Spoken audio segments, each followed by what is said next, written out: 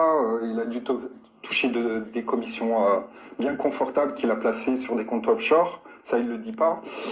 Ce qui se prépare, ça va être mille. Alors, prépare, ça va être 1000 fois pire que la crise de 1929. Il y a cet aspect économique, les gars.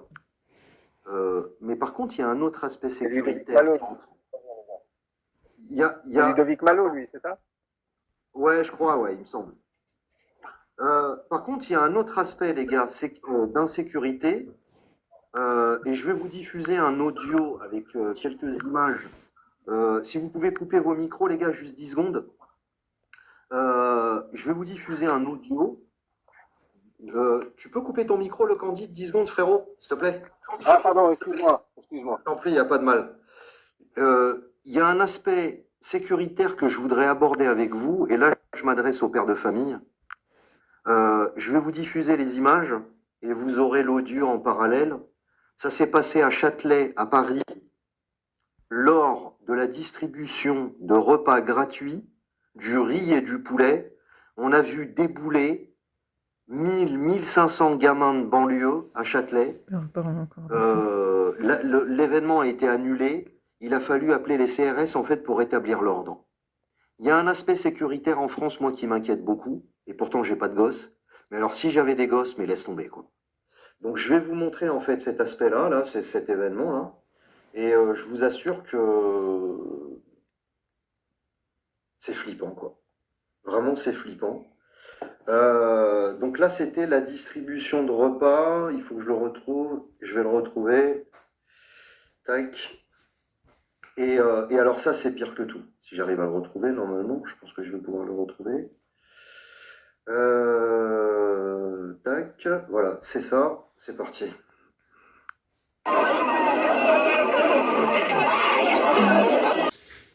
On a eu des hordes de jeunes dans les banlieues qui ont défoncé les entrées des magasins comme Leclerc, comme Aldi, comme je sais pas quoi, pour chourer de la bouffe. Ils n'ont pas été taper les bijouteries, ils ont chouré la bouffe.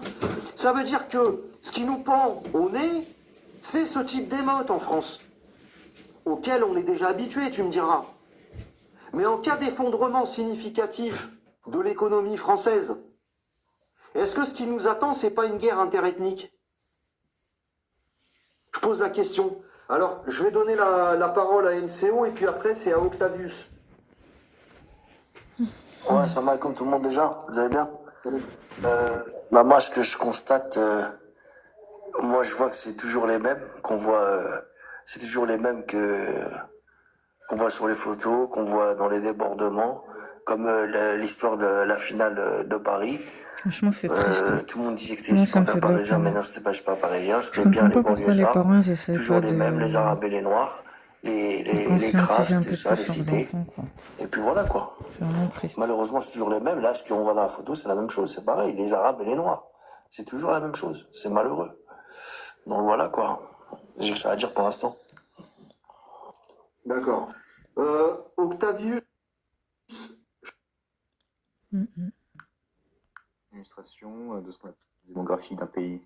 La démographie, ça définit, ça prédit l'avenir. En fait. Vous regardez la qualité de la démographie, vous regardez la qualité de l'immigration, et vous avez à peu près une prédiction de ce que sera le pays dans 15 ou 20 ans. Et encore une fois, la variable démographique en économie, si vous agissez dessus aujourd'hui, vous ne verrez que les conséquences de cette action que dans 15-20 ans.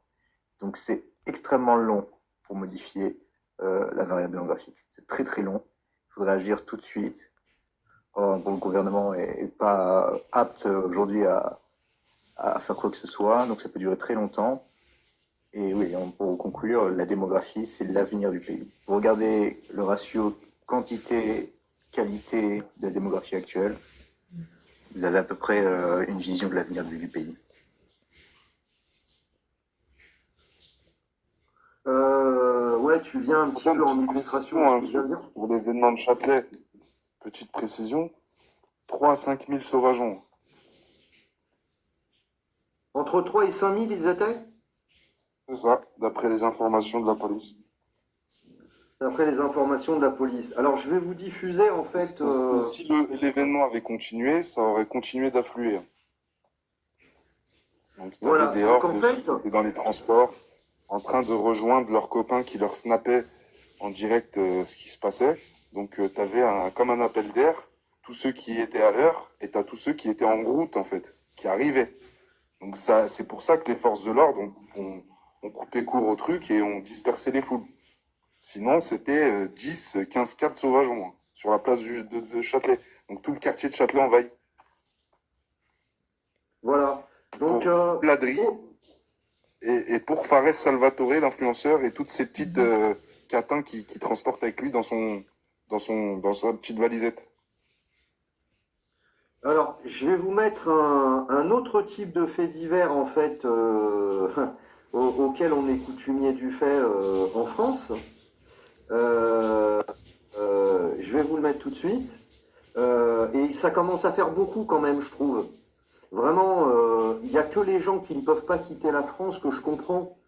Mais ceux qui le peuvent, les gars, faites-vous la malle et barrez-vous. Hein. D'accord? C'est parti. La victime a filmé ses derniers instants. Cet Irakien de 45 ans apparaît le visage ensanglanté dans un live TikTok. Asher S. était-il en direct quand un homme l'a agressé à la gorge avec une arme blanche longue? Donc je peux pas aller plus loin, sinon on va se faire striker. Ça, c'est le type de fait divers, en fait, que vous n'êtes susceptible de rencontrer qu'en France ou en Angleterre. Vraiment. Donc, je vous dis, les gars, si vous avez 15, 20 000, 30 000, que vous êtes franco-maghrébin, par exemple, que vous pouvez ouvrir un café, une pizzeria, un garage, que vous êtes électricien, plombier, que vous êtes machin, avec pas grand-chose, vous pouvez monter une affaire, vivre au soleil 200 jours dans l'année, 250 jours dans l'année, et vivre avec 1000 balles par mois. Ma question, elle est simple. Elle est extrêmement simple.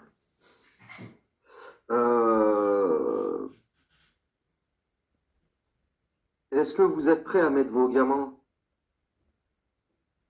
dans ces conditions? Moi, j'ai vu des pères de famille pleurer, les gars. Moi, je connais un frère algérien, il a pleuré dans les bras d'un ami. Hein. Et parce que, en fait, il y a eu des vidéos en fait, qui ont circulé sur sa fille en train de faire des choses dans les toilettes des garçons. Donc là, je m'adresse par exemple à mes frères franco-maghrébins. Qu'est-ce que vous attendez, en fait?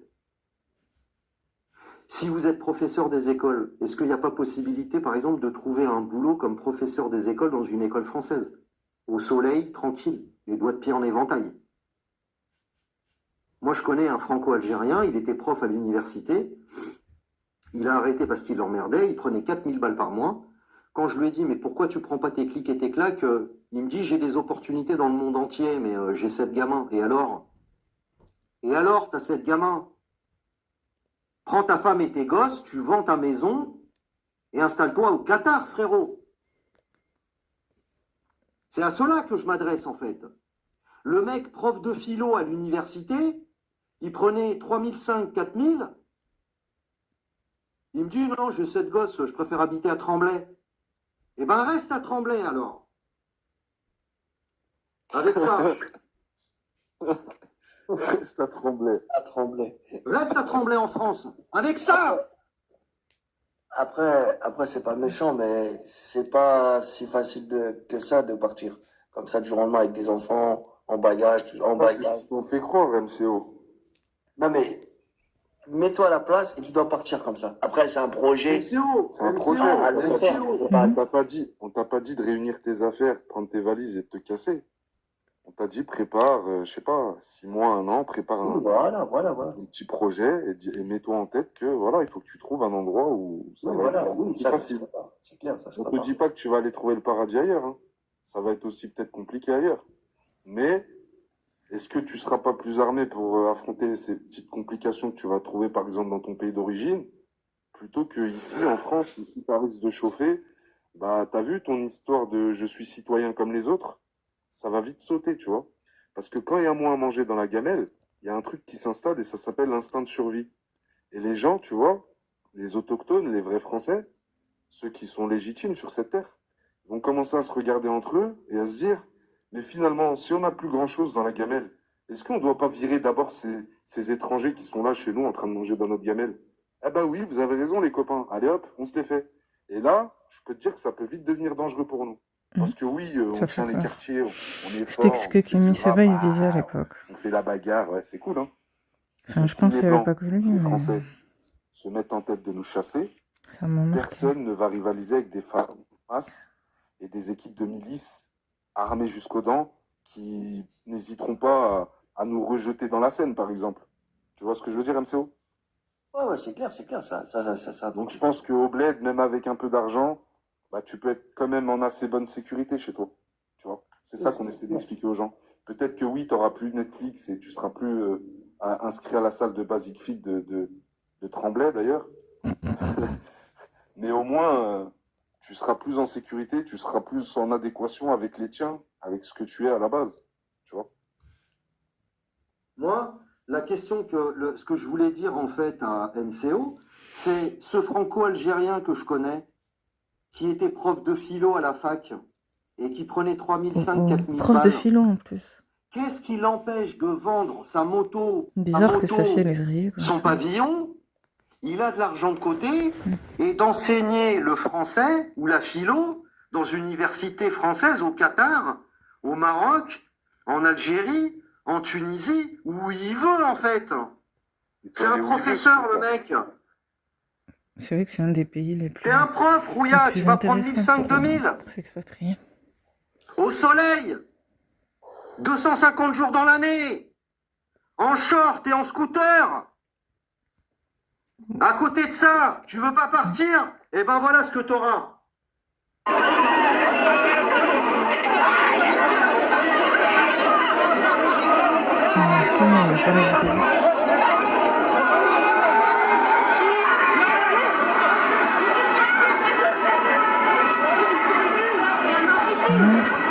Paris, c'est quelque chose. Il faut aller côté 3, 4, 5 fois comme ça. Distribution de repas gratuits dégénère à Châtelet. C'était aujourd'hui ce samedi. Ça veut dire que ce restaurant distribuait près de 1000 repas pour son ouverture. Mais la vie elle est chère. En l'espace de quelques minutes, il y a eu des mouvements de foule un peu partout. Voilà. Et pour des raisons de sécurité, ils ont dû annuler l'événement. Il y avait de nombreux policiers qui étaient sur place. Il y a même eu plusieurs interpellations. Les policiers, appuyés par des agents de sécurité, sont intervenus à de nombreuses reprises pour essayer de faire évacuer les personnes sur la place. Mais il y avait vraiment beaucoup trop de monde et beaucoup de mouvements de foule. Je vous laisse sur ces images que j'ai pu filmer ce samedi après-midi à Châtelet, à Paris.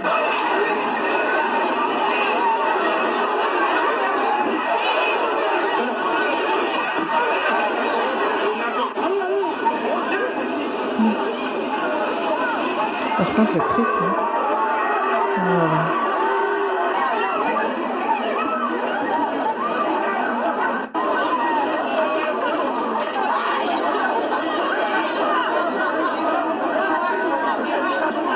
Après, j'ai l'impression qu'il y a beaucoup de fast-food qui font de plus en plus ça. Dès qu'ils ouvrent un restaurant pour attirer de la clientèle, soit ils donnent des trucs gratuitement, soit ils donnent des trucs moins chers parce que... Je coupe dessus parce qu'à Toulouse aussi, vers la Beige, ils ont sorti un kebab. Il n'y a vraiment pas beaucoup de kebab parce que la Beige, c'est un quartier qui est à côté de la campagne. Ils ont sorti un kebab, je crois que c'est le seul. Et avant-hier, entre midi et 14h, il y avait des kebabs à 2 €. Et c'est vrai que c'était intéressant. Des petits sandwichs à 2 € pour l'ouverture, tout ça. Bon, moi, je suis pas y allée, mais je pense qu'il y a beaucoup de gens qui sont y allés. Mais pas comme à Paris, quoi. C'est vrai que Paris, c'est trop. Paris, c'est trop, c'est abusé. Vraiment, je compatis pour les gens qui sont au centre-ville, qui n'ont pas le choix. Ou qui sont en banlieue là-bas et qui n'ont pas le choix. Parce que franchement, à Toulouse aussi, il y a d'autres inconvénients, mais là, c'est trop. Là-bas, c'est trop. C'est abusé. Voilà, sortez-vous. C'est abusé là-bas. Enfin... Vive la France, vive la République. Voilà, messieurs, dames. Ben, je sais pas si je le peux. Tout ce que j'ai à vous dire, Raoula, avec Aruna, dans une Clio 2, Encore. sur TikTok, Voilà. Merci, au revoir. Jeu aux fins de carte. C'est ça qui vous attend. Alors bougez-vous. C'est pas mieux, hein, d'organiser un projet d'expatriation bien pensé avec ta femme en disant chérie quand même. Le terme les regarde chances, le nombre de franchement, contraventions je qu'on trouve que c'est paye. pas terrible. Hein. Je sais pas 2 heures de bouchon le matin, 2 heures le bouchon le soir. Si t'es Moi, ça entrepreneur, me dégoûte un peu ce restaurateur, terme. Mais bon. massacré de charges sociales, Les gens peuvent te l'URSSAF, penser ce qu'ils veulent. les huissiers, t'habites en région parisienne, il pleut 9 mois dans l'année, même au mois de juillet, même au mois d'août. Question? La question, elle est simple. Tu préfères ça ou une vie au soleil avec les tiens? Question, elle est simple. Ou ça risque pas d'arriver dans une société multiculturelle.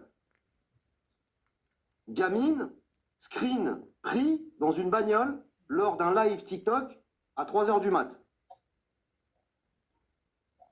Question simple, réponse simple. Med, vas-y, je t'écoute. Bon, allô? peut-être je continuerai après. Là, je vais descendre en Laisse-moi début finir. d'année. Parce que là, il y a Fatima. mon beau-frère. Il y a mon Fatima, beau-frère laisse-moi finir. qui connaît des gars qui... Fatima, laisse-moi finir, s'il te plaît. Farida. Ouais, Fatima. Farida. Ouais. Farida, Fatima, Khaoula, kif kif. Ouais. Zoubida. Zoubida, Khalida, Rachida. Non, Ok. vas-y, franchement, je t'écoute avec attention parce que Wallahi c'est al-Azim. intéressant ce que tu me dis. Écoute-moi, Vas-y, Fatima. vas-y. Wallahi al-Azim, tu as l'âge d'être ma grande sœur. Et je te parle avec respect. Uqsimu billah. Uqsimu billah, uqsimu billah, uqsimu billah. 3 marrat. Je jure la main droite sur le Coran. Wallahi al-Azim. Tu rentres en Algérie avec entre 700 et 1000 euros.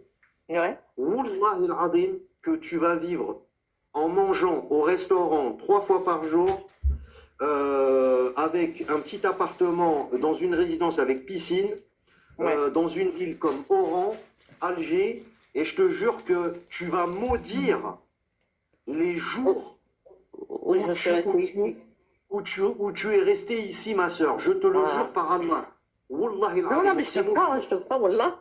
Acheter non, des 200 euros dans des caddies de course et des 150 boules dans des pleins. Tu vas comprendre c'est quoi la vie. Tu vas comprendre c'est quoi l'Aïcha. Avant-hier, je suis sortie, je vis seule. Hein.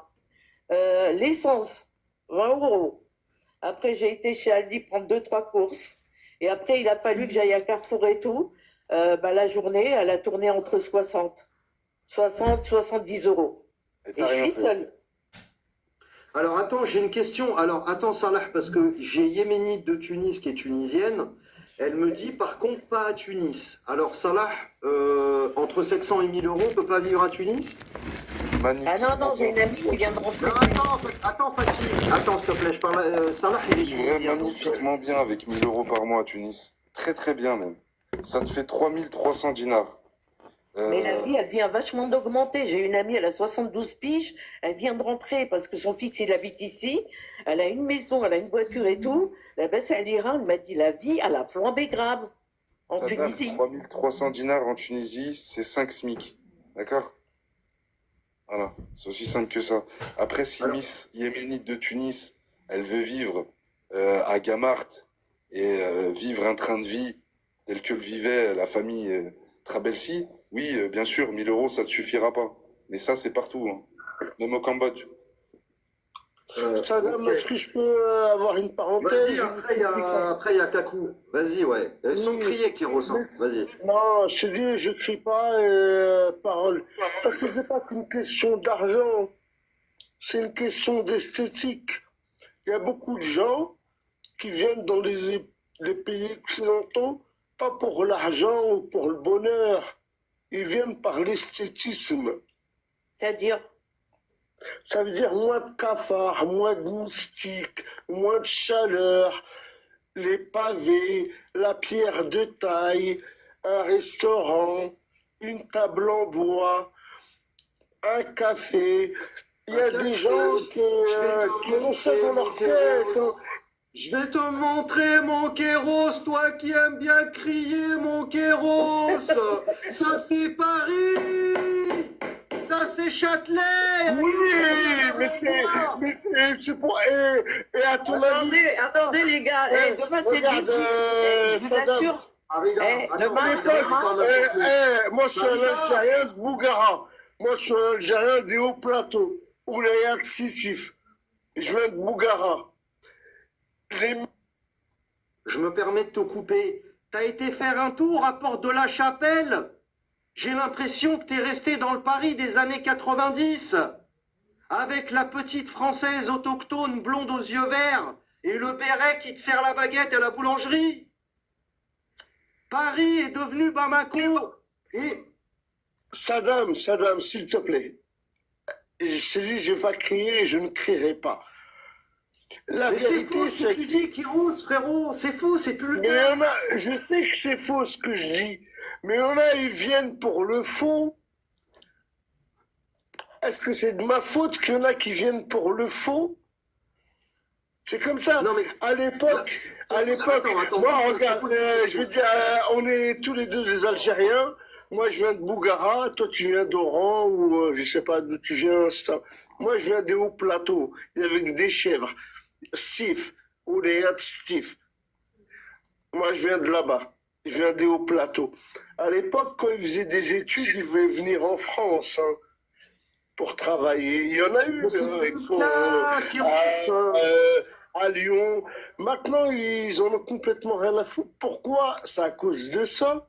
Va à Porte de la Chapelle, va à Porte de la Villette, mais même pas, va même dans des villes comme Clermont-Ferrand, ou à La Ciotat, ou à Marseille, ou à Orléans. Ils sont ou à Lille, ou à Strasbourg, ou partout, ou à Metz, ou à Lorraine, ou en Ardèche. Ils sont en train de tout détruire. Il y a un mec qui s'appelait Louis-Ferdinand Céline. C'est ce qu'il disait, Louis-Ferdinand Céline. Il disait, ils savent tout détruire, mais ils savent rien construire. C'est ça qu'on voit. Ok, Kéros, attends, Kéros, attends 10 secondes, frérot. Kakou, mon frère, salam alaikum, vas-y, tfaddal khoya. Alaykoum salam, ça va les frères, bien quoi ça? Alaykoum salam. Bien mes frères. Mon frère, ça va, mon ref. Tranquille. Ouais, ça va, alhamdoulilah, tranquille. Non, mais tout à l'heure, ce qu'elle disait, la femme, quand tu lui as parlé de 17 millions, c'est déjà trop pour l'Algérie, frère. Les gens normaux, comme tu as dit, ils gagnent entre 3 et 5 millions, allez, 6 millions par mois. On parle de 250 balles. Avec 10 millions, tu vis comme un prof. Un prof, il n'y a même pas des profs qui touchent 10 millions. Quand tu parlais de 17, je crois que tu parles d'un ingénieur. Ouais, tu vis totalement bien. C'est pareil pour la Tunisie. Là, tout à l'heure, il y a une fille qui a répondu à Salamèche en lui disant « Ouais, en Tunisie, tu vis pas avec 1000 euros par mois. » Alors déjà, si tu vas te faire des pédicures tous les 2 jours avant d'aller grailler, c'est normal que tu vis pas. C'est logique, mon frère. Elle s'aime trop cette vie-là, mon frère. Salam, est-ce que je peux mettre une question? Attends, Kéros, attends. Kéros, voilà, tu cries dans le micro. Le problème, c'est qu'elle a pris son cas personnel pour une généralité. Nous, on parlait de Farida. Farida, elle est toute seule. Elle nous parle. Ouais, moi, je suis toute seule, moi. Elle nous parle en bas de sa famille. Donc, elle est mariée, elle a un mari et elle a des enfants. C'est pas pareil, hein, c'est pas donc, pareil. Ça n'a rien à voir. Nous, on parlait personne seule avec 1000 euros dans n'importe quel des bleds du Maghreb. Tu vis à l'aise. Oui, à l'aise. Parce et tu fais du jet ski. C'est ce qu'on m'a dit, effectivement, tu as raison. Tu fais du jet ski parfois et tu vas au restaurant très souvent. Voilà. Farida, par Allah Azza wa Jal, celui qui tient mon âme entre ses mains. Wallahi al-azim, ma soeur. Après, par contre, tu n'es pas obligé de répondre à ma question, c'est une question un peu indiscrète. Est-ce que tu as fait, toi, des estimations de ta retraite ou est-ce que peut-être que tu as déjà une idée de... Non, mais je touche déjà. Je la touche déjà. Elle est à 1200 $. 1200 euros, ma soeur, mais Kakou, toi qui vas souvent au bled, dis-lui. Non, mais moi, je suis à l'aise, hein. Je vous dis la vérité, hein. Non, les gars, c'est bon pour moi. Je suis propriétaire, je vends ma maison, où je la laisse. J'ai demandé un logement social, je vends ici, je descends avec encore plus de zèle. Voilà, Farida, fais ça et vas-y. Ah ouais. Farida, tu vas acheter où en Algérie, Farida? Il y a mon beau-fils, il a fait 40 ans de policiers en civil dans les stupes et tout. Il descend, il connaît beaucoup de gens et il m'a dit qu'il allait voir du côté en Algérie, Farida? Ah, je voudrais du côté d'Alger, moi. Eh ben, tu vas du côté d'Alger, comme ça tu nous invites à boire le thé. De bon cœur. Voilà, de bon cœur. Alors là, avec plaisir. Farida, comme ça, on fera un live depuis le Harrach avec le Tcherek ou le Maqrout. Et comme ça, on dit à... Calixus, dédicace à Calixus. Inch'Allah, Inch'Allah. Kalitus, ouais, parce que j'ai un cousin qui habite à Kalitus. Donc, qu'est-ce que je voulais dire? Moi, mon message, mes frères et sœurs maghrébins, mais même au-delà des maghrébins, ce live ne s'adresse pas qu'aux maghrébins. Non, mais moi, c'est dans ma tête, ça y est, hein. J'en ai parlé avec ma fille, j'ai une fille de 34 ans, elle est ici. Ma soeur, elle me dit, ouais, tu vas aller en Algérie. Je lui ai dit, bien sûr, c'est mon pays, wesh. Vous m'entendez, les frères, ou pas du tout? Ouais, wesh. $1200, wesh. Non, c'est parce que j'ai été au Canada et j'étais aux États-Unis. Ah ouais, je t'entends, Sadam. Farida, attends 10 secondes, s'il te plaît, ma soeur, s'il te plaît. 10 secondes, après, je te donne le micro, comme ça, on va pouvoir. Ce live, s'il te plaît, Sadam. Kéros, attends, s'il te plaît. Ce live, il a pour objectif d'encourager les gens. D'abord, il a pour objectif... Attends, Farida, s'il te plaît. C'est chiant, Farida. S'il te plaît, attends. Vas-y, je t'écoute. Oui, alors coupe ton micro, s'il te plaît. Alors, je vais te le couper. Les gars, sérieusement, vous n'êtes pas des enfants. Ce live, il a pour objectif de répondre aux questions de gens qui sont soit hésitants à s'expatrier parce qu'ils en ont marre de la France, soit qui veulent s'expatrier et qui n'ont pas les réponses à leurs questions. D'accord? Kéros, s'il te plaît, je coupe le micro, s'il te plaît, quand je parle. C'est chiant, en plus, t'as un écho. Donc, les frères, moi, par exemple, nous, on est des franco-maghrébins. On connaît nos pays. On vous dit de source sûre, 1000 balles quand t'es tout seul, et encore plus quand t'es propriétaire. Mais frérot, laisse tomber. T'as une voiture, peut-être un petit scooter, c'est une vie où tu manges des grillades, t'es pas loin de la mer, tu vas visiter tes cousins, tes tantes, tes 250 jours d'ensoleillement dans l'année. Regardez la photo que je viens de vous poster. Tu veux vivre, en fait, je sais pas moi, dans la petite couronne parisienne ou en banlieue parisienne, où t'as des sauvageons qui font des émeutes de la faim pour des repas gratuits distribués, du riz et du poulet. Moi, j'ai une gamine. Regardez la gamine qu'il y a au milieu là avec ses lunettes, Raoula. On va l'appeler Raoula. Raoula, tu la laisses comme ça au milieu d'une horde de sauvageons. Wallah el-Azim, je vis au bled. Je mange des frites omelettes. Notre plat préféré à Alger, avec de la tchouk-tchouka et un peu de gazouze, en claquette et en scooter. Et mes gamines, je les laisse pas là-dedans. Vous êtes dingues, les mecs. Il y a des gens qui sont dingues chez nous. Et tu préfères habiter un pavillon à Villepinte que d'aller habiter avec tes semblables où t'entends l'appel de la prière 5 fois par jour et où t'as 250 jours d'ensoleillement. Vous êtes dingues. Voilà ce que j'ai à dire. Allez-y, les frères. Totalement, frérot, t'as raison. Est-ce que je peux avoir une parenthèse, s'il te plaît? Attends, laisse Kakou parler vite fait et puis après t'enchaînes. C'est quand même grave qu'on en arrive là pour du riz et du poulet. Et puis t'as encore Farida qui se pointe du haut de ses 70 balais qui dit je veux maintenant m'expatrier. Ça fait un moment que t'aurais dû te barrer là déjà, qu'est-ce que tu nous racontes? Moi je suis sérieux gros, je vais parler sérieux avec elle parce qu'on comprend rien. Une fois tu lui as posé une question tout à l'heure, elle te parle de son beau-frère qui est dans le stup ou je sais pas trop quoi. On comprend rien en fait.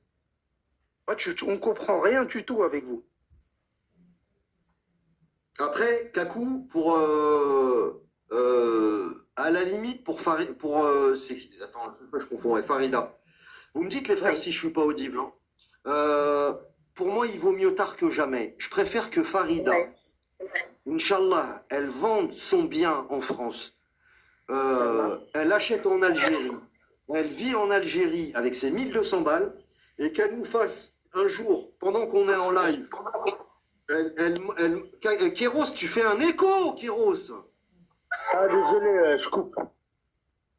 Et qu'elle monte sur mon panel, et qu'elle ouvre sa caméra, elle montre pas son visage, et elle nous dit, mes frères, là, je suis à Al-Harrach, je suis à Hydra, ou bien je suis à Belcour, ou bien je suis pas où, sur une terrasse, en train de boire un thé avec un petit makrout, et je vis ma meilleure vie à 60, 65 ou 70, wallah, ça me ferait plaisir. Bon, je te dis la vérité.